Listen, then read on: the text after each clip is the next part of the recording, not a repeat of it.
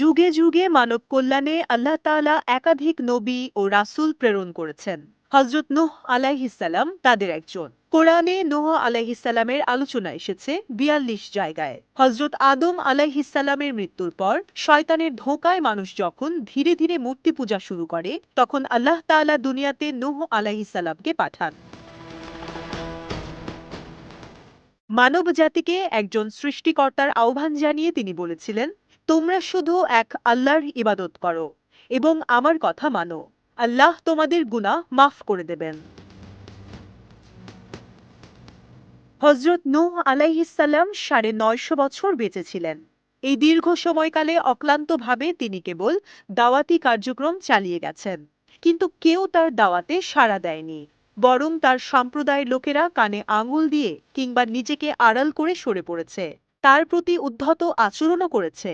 এর পরেও তিনি ধৈর্য ধরে শুধু দাওয়াত দিয়ে গেছেন, সব অবহেলা সয়ে নিয়ে শুধু আল্লাহর কথা বলেছেন। কিন্তু দিনের পর দিন অত্যাচারের পরিমাণ বাড়তেই থাকে। অভিজাত লোকেরা তাদের সন্তানদেরও শিখিয়ে দিত কিভাবে নবী ও মুসলিমদের প্রতি জুলুম করতে হবে।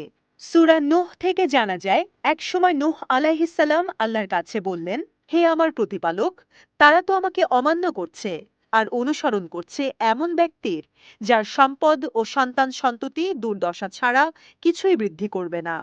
এক পর্যায়ে আল্লাহ তাআলা ওহী মারফত নূহ আলাইহিস সালামকে জানিয়ে দিলেন, তোমার জাতির যেসব লোক ঈমান এনেছে তাদের ছাড়া অন্য কেউ আর ঈমান আনবে না। এ নিয়ে তুমি কোনো দুঃখ করো না। তুমি একটি নৌকা বানাও।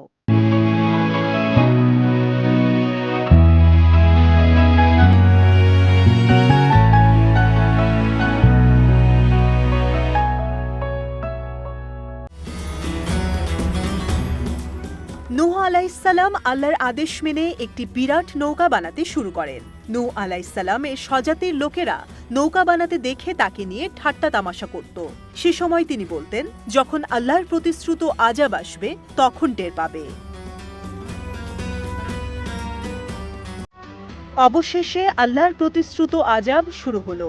এর আগে আল্লাহ তাআলা নূহ আলাইহিস সালামকে বলেছিলেন সব প্রাণী থেকে নারী পুরুষ জোড়ায় জোড়ায় নৌকায় উঠিয়ে নিতে। নূহ আলাইহিস সালাম নারী ও পুরুষ মিলিয়ে ৮০ জন মুমিন এবং পশু পাখি নিয়ে নৌকায় চড়ে বসেন। তারা নৌকায় ওঠার পরেই আকাশ ভেঙে তুফান শুরু হয়। মাটির নিচ থেকেও পানি উঠতে শুরু করে। দুই দিকের পানি মিলে সবচেয়ে উঁচু পাহাড়েরও ১৫ হাত উপরে পানি উঠে যায়। দুনিয়ায় থাকা এমন একজন কাফেরও ছিল না যে আল্লাহর এই আযাব থেকে বাঁচতে পেরেছে। নূহ আলাইহিস সালামের ছেলেও অবিশ্বাসীদের দলে থাকায় পানিতে ডুবে মারা যায়। নূহ আলাইহিস সালামের বিশাল নৌকাটি ১৫০ দিন ভেসে বেড়ায়। তারপর মুহররমের ১০ তারিখে জুদি পাহাড়ে নোঙর টানে।